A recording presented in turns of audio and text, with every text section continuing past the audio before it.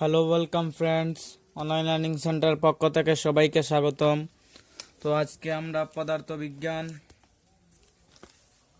দ্বিতীয় অধ্যায় ব্যাগ থেকে উদাহরণ একের সমাধান করব। আমাদের প্রশ্নটি হচ্ছে,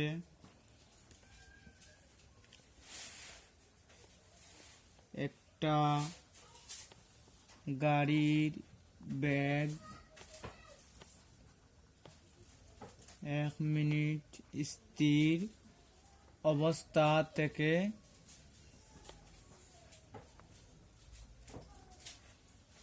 বেড়ে 60 কিলোমিটার পার আওয়ার হয়েছে। ত্বরণ কত? তো দেখুন বন্ধুরা, কিভাবে আমরা এই ছোট প্রশ্নটির সমাধান করব। তো আজকের ব্যাগ সম্বন্ধিত এটি প্রথম টিউটোরিয়াল।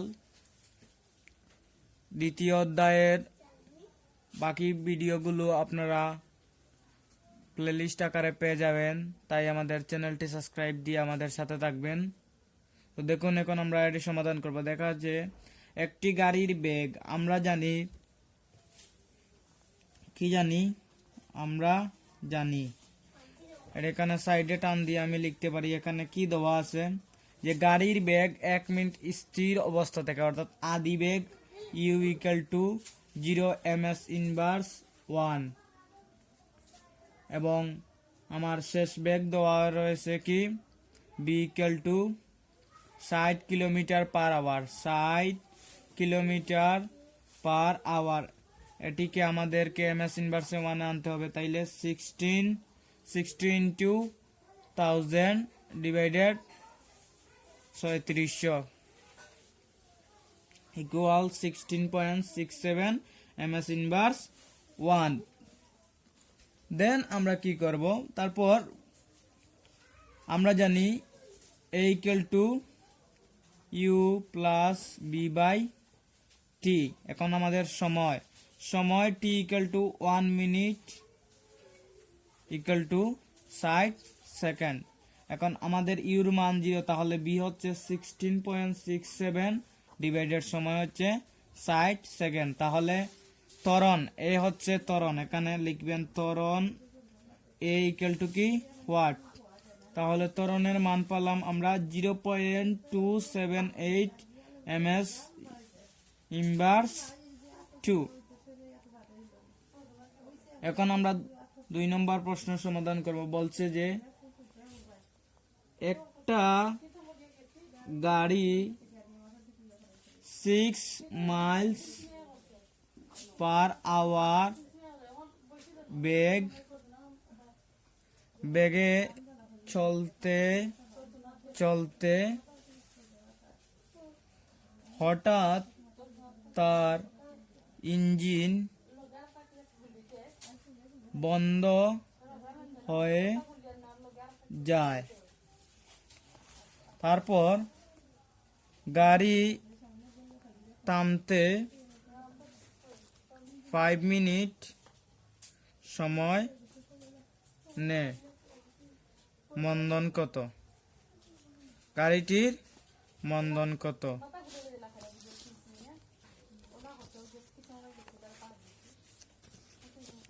তো এখন এই প্রশ্ন আমরা কি করতে পারি, দেখুন আগে প্রশ্নটি বুঝুন যে একটা গাড়ি 60 মাইলস পার আওয়ার বেগে চলতে চলতে হঠাৎ তার ইঞ্জিন বন্ধ হয়ে যায়। মনে করেন একটি গাড়ি রানিং অবস্থায় আছে এবং সেটি ব্রেক ফেল বা অন্যান্য কোনো ত্রুটিবশত গাড়িটি কি ইঞ্জিন বন্ধ হয়ে গিয়েছে, ফলে কি হবে, গাড়িটি বন্ধ হয়ে যাবে। তো গাড়ি থামতে 5 মিনিট সময় নেয়। অর্থাৎ কোনো একটা গাড়ি যখন ব্রেক নেয় সাথে সাথে কিন্তু ব্রেক হয় না।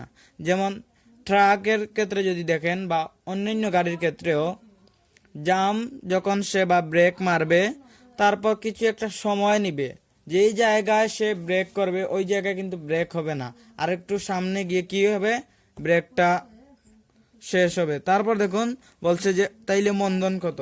আমরা জানি সময়ের সাথে বেগ বৃদ্ধির হারকে ত্বরণ বলে এবং হ্রাসকে মন্দন বলে। তো এই যে ইঞ্জিনটি বন্ধ হয়ে যাওয়া, সেটি কি হবে? মন্দন হবে। তো আমাদেরকে বলেছে মন্দন বার করতে। তাহলে আমরা প্রথমে লিখব ত্বরণ থাকলে বেগ বাড়তে থাকে, আর বেগ কমতে থাকার অর্থ ঋণাত্মক বা নেগেটিভ বা কি মন্দন রয়েছে। ঠিক আছে, তো এখন আমরা জানি 1 mile equal to 1.6 kilometre equal to 16 metre, 1600 metre. এটি আমাদের মুখস্থ থাকতে হবে যে 1 মাইল সমান 1.6 কিলোমিটার এবং 1600 মিটার। তো এই 1600 মিটার কিসের মান? এস এর মান। S equal to 1600 metre. তারপর আমাদের বলছে যে একটি গাড়ি 60 কিলোমিটার পার আওয়ার বেগে, অর্থাৎ এই গাড়িটি আমাদের বলেনি যে স্থির থেকে, এটি গাড়িটি চলন্ত অবস্থায়। তাহলে আমাদের আদিবেগ হবে U 60 miles per hour equal to 60 into 1.6 into 1000 divided 3600, বা এখানে 1.6 না লিখে ডাইরেক্ট 1600 লিখলে হবে। তো আমাদের আদিবেগের মান হচ্ছে 16.8 ms ইনভার্স 1 এবং শেষ বেগ কত? b equal to 0। তাহলে এখন আমাদের আদিবেগও রয়েছে, শেষ বেগও রয়েছে, এবং এখন আমাদের প্রয়োজন কি? সময়। তো কত সময় লাগে? সময় দেওয়া রয়েছে 5 মিনিট। তো t equal to 5 minute equal to 5 into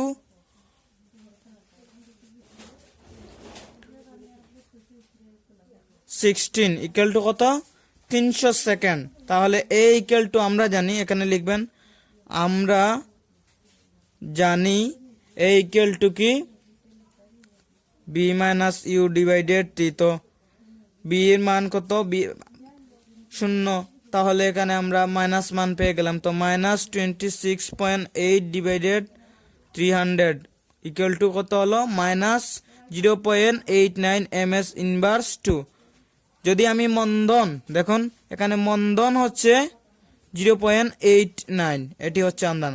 আর যদি আমি বলি ত্বরণ, তাহলে হবে মাইনাস 0.89, 0.089, সরি এখানে 0.089 হবে, 0.089। এটি হচ্ছে আমাদের আনসার। তো অনেকে দেখবেন এখানে পারে না, তো যদি আপনারা ত্বরণ লিখেন তাহলে ত্বরণ দিলে এটির আগে এই মাইনাস চিহ্নটি বসবে, এবং যদি মন্দন লিখে দেন তাহলে এখানে সামনে মাইনাস দেওয়া লাগবে না, কারণ মন্দন কথাটার অর্থই হচ্ছে কি? নেগেটিভ। আশা করি এই ভিডিওটি আপনাদের ভালো লেগেছে।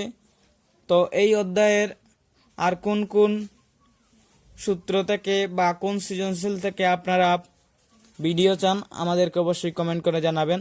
ধন্যবাদ সবাইকে।